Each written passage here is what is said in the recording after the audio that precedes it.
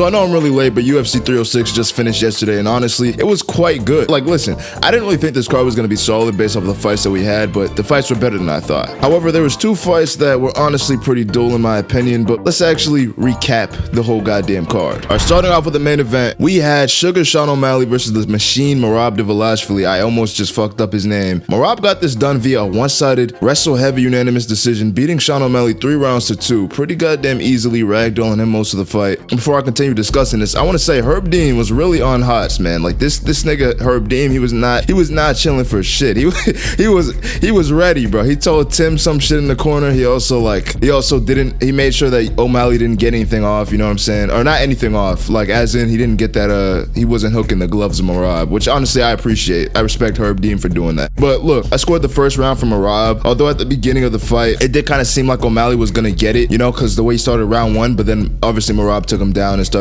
landing some good stuff. I think it was some good elbows, unless that was only in round 2, but I'm pretty sure Merab took the first round in my opinion. Then I scored the second round from Merab as he easily held O'Malley down, and he was honestly kneeing him in the thighs. And also, if you guys don't train MMA, let me actually tell you what these knees to the thighs do, right? If you get kneed in the thighs, it's kind of the same pain as a leg kick. Those I scored damage for Merab, although they do look a little bit weaker because obviously, you know, people are not going to react to the knees as much because it's not like a shin bone, right? Knees are hard, but it's not like a shin bone, so you're not going to have like the same kind of like thing, the same kind of sound. So that's kind of a thing for like the damage. But as you can see, the knees, I counted those as more damage, and honestly, he kept kneeing him on the ground, so I gave him round 2. But for round 3, I gave it to O'Malley because he landed more damage. You know, he hit Merab with a good jab. He caused Merab to fail more takedowns, and he didn't really do much with them. Like, you know, Merab didn't really do much with the takedowns in round 3, but in that round specifically, O'Malley was able to capitalize on some stuff, but it wasn't like a super dangerous round for O'Malley. No, he still was getting beat. However, in the 4th round, O'Malley did cut Merab. I think it was like on the eye or something, but Merab landed good elbows and punches in half guard, which in my opinion was enough to win Merab the round. So I gave that round to Merab. So that's basically 3 rounds already. Mind you, these rounds are very dominant rounds for Merab. These are not like, oh yeah, this is a back and forth. No, Merab is ragdolling him, keeping him on the ground. He's taking him down over and over again. Basically how I thought it was gonna go if Merab came in here like 100%. Although I did think that O'Malley would be more active with the striking. I don't know what the fuck he was doing, to be honest with you. And I don't want to be that guy to like shit on fighters because I also fight myself. But it's just like, I don't like when people say you can have a bad fight, I just don't see it.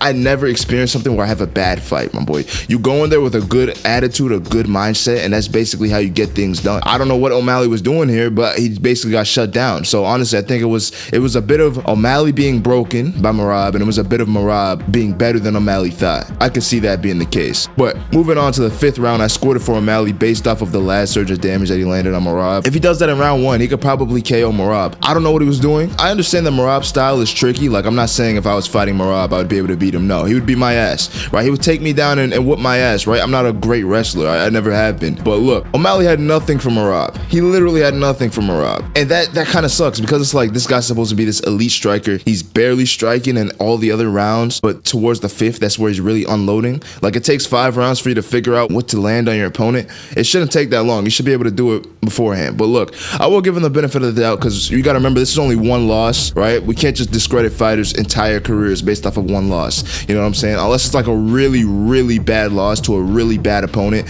then you could say that, yeah, these people, what the fuck are you doing, right? But nah, in my opinion, I think Sean O'Malley could still bounce back, but it's like, you know what I'm saying? Merab got the win 3-2, beating him because of the dominant rounds. And I know some people disagree with the 48-47, but I kind of see it because it's like, you know, in round 3, O'Malley landed good damage, and in round 5, O'Malley also landed good damage that I thought was more than Merab's, but it wasn't like damage that should win O'Malley the goddamn fight. No, I don't think so. This is not like some 10-8 goddamn rounds, you know what I'm saying? It's not like that. And honestly, I want to be honest, I can see Merab becoming the bantamweight GOAT in the future. Listen, Merab versus another grappler who can rival him is going to be very interesting.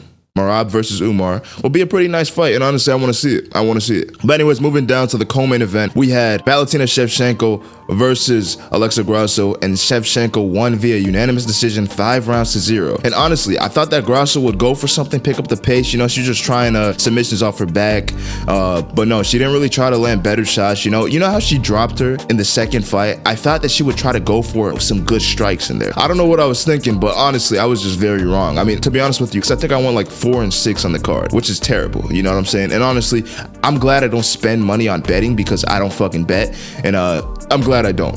Shevchenko was winning mostly every single exchange. She got good grappling off. She was staying on top. She controlled the whole fight. You know, it wasn't a fun fight. It just wasn't. Look, I'm not gonna sit here and gas this fight because it wasn't a good fight. But Shevchenko did what she had to do to win. And although the fight was extremely boring, she did get the win. And I will admit, I'm not actually interested in watching the fight again. But we're gonna be moving down the card to the feature fight where we had the second best fight of the whole card: Brian Ortega versus Diego Lopez. Now, this fight was fucking great as Lopez dominated Ortega all 3 rounds, dropping him in the first, destroying his legs, and then dropping him again in the third. Lopez is fucking good. And I can see him fighting the winner of Ilya versus Max, or if the UFC wants to be petty for some reason, they could book him versus the guy who wins Aljo versus Evloev, which honestly they're probably not gonna do. I think that Diego has a good, you know, he has a good reason to be next for the title. And they could also book him to take on Arnold Allen, which I don't want to see because I like both of the fighters, to be honest with you. And I kind of do hate those fights where it's like one of these guys will lose, you know what I'm saying? You feel me? I want to see both of these guys win. But anyways, after that banger fight, we move on to another good fight, which I think was fight in the night, in my opinion. Daniel Zellhuber versus Esteban Ribovic. Now, this fight was pretty goddamn close, but I do want to say I think Esteban won. But let's be real for a second. Zellhuber was continuously extending his fingers, and even I poked Esteban.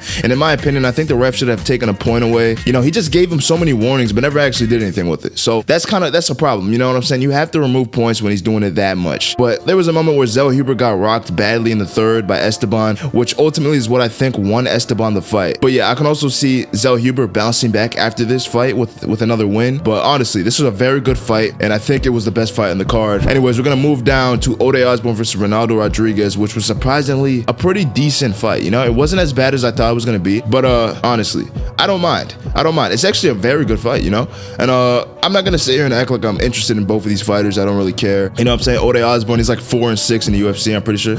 And then Ronaldo Rodriguez, he's coming off of debut. Honestly, there's an argument to say that this fight is a robbery, which I can see people saying, you know what I'm saying? I kind of agree because I scored the third for Ode and I scored the first for Ode. The second I thought was Rodriguez, but you know, it is what it is. It is what it is. But we're gonna move down the card and we're gonna be heading down to the prelims where we had Aldana versus Dumont. And this fight was actually pretty decent as well, you know what I'm saying? Dumont destroyed Aldana for 3 rounds, making her face very bloody, and honestly, my picks were fucking rough. You know, I thought that more of the Mexicans would get the win on this card. I really just thought it would be more of like, you know what I'm saying, decision-based, where these guys all have close fights, but nah, that was just not the case. I'm honestly just putting up Lucas Tracy numbers with these fucking picks. Anyways, we moved down the card once again. Making our way to the third best fight on the card, Torres versus Bahamondes. This fight was fucking dope, right? For as long as it lasted, this fight was dope. Torres started off pretty aggressive, but Bahamondes didn't give a shit, you know what I'm saying? He was able to control Torres, you know? He was making sure that Torres wasn't advancing, right? And as Bahamondes basically dropped him, he managed to finish goddamn Torres, bro. He beat his ass. Look, it was a great one from Bahamondes. I'm probably never gonna pick against him ever again. You know, this menace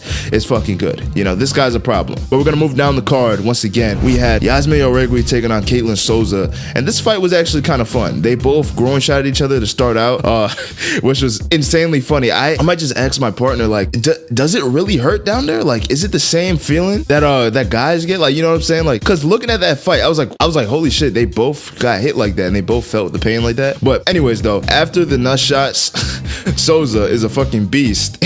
She catches Oregui with a great left hook. That shit, look, Oregui might be cooked. I think that her chin is honestly gone. You know what I'm saying? She got chinned by that one fighter, and then she got chinned here as well. But look, Oregui got left hook, and after that, Souza lashed up the rear naked choke, choked her out, ordered to bed, and that shit was rough. You know, I don't think there was any Mexican fighters that really got a win besides 2. Moving down the card, we had another really good fight: Edgar Chairez versus Joshua Van, and my boy Joshua got the unanimous decision. But look, basically Van got the UD, which had a really close round. Now, round 1, I gave it to Chairez as he caught and dropped Van with a 1-2. Then the second round was an absolute chaos.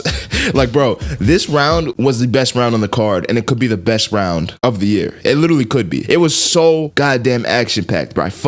This fight was amazing. This fight was amazing, in my opinion. Moving down, let me just say this. With the rest of the Joshua Van versus Chairez fight. Chairez had Van hurt. Van had Chairez hurt. But as Van got hurt, he managed to take down Shirez, and the judges, they gave Van the round, and honestly, I agree. But in round 3, Van was more active. He took down Shirez a couple of times, but he went for a heel hook attempt that was kind of bad, but they did scramble out, and Van obviously finished the round on top, getting the unanimous decision win. But moving down, we have the first fight on the card, Raul Rosas Jr. versus Orichi Lang. Now, Raul won 2-1, and I'm gonna be honest, I was outside while this fight was going down. I was quickly running to get some food, but taking an actual look at it, the fight was pretty great. Or no.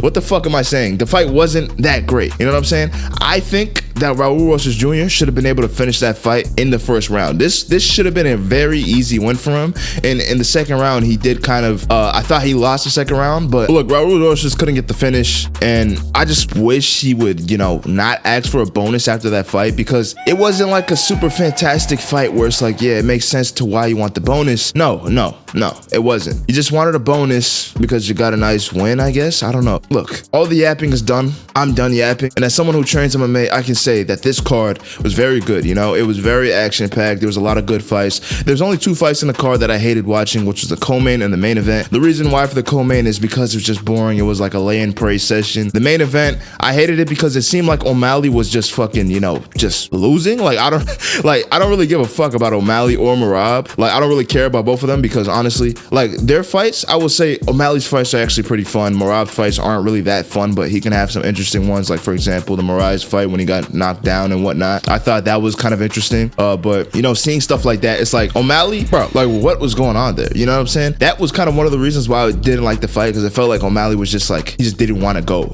Like, let your hands fly, let your hands go. Do you think that Merab can knock you out? Like, when's the last time Merab got a KO? Exactly. You see what I'm saying? It's like, if you want to go for it, go for it. Stop waiting until the last round. Like, why the fuck? Why? It feels like some fighters just really just don't adapt correctly. Like, listen, make adjustments in a fight. I'm not saying I would make it better than these fighters. I'm just saying that these fighters are at the highest level of fighting. How are you not able to make adjustments like that during the fight? And then on top of that, Merab was getting good. Like, he was doing good in this whole fight. He was fighting the fight that he should fight, right? Which is why I don't really like when people try to criticize Merab and saying this and that, because honestly, his style is that exact style. There is no changing up to it. He beat one of my favorite fighters, Piotr Jan, and it's unfortunate that he did, but he beat him by using his goddamn style. That's what Merab does, and that was a good one for Merab. And honestly, I want to see a good matchup in the future where it's a grappler versus grappler and not a grappler versus striker, because grappler versus strikers aren't really that interesting in my opinion. But anyways, that ends today's video. If you guys enjoyed, go and I don't even know, try to subscribe, you know what I'm saying? Please subscribe to the channel. Go check out my other channels. Go check out my beats, because I will be making a beat probably for Merab Dvalishvili, and I also try to make one for Diego Lopez. But yeah, that ends today's video. I hope you guys enjoyed. See you guys in the next one. Peace out.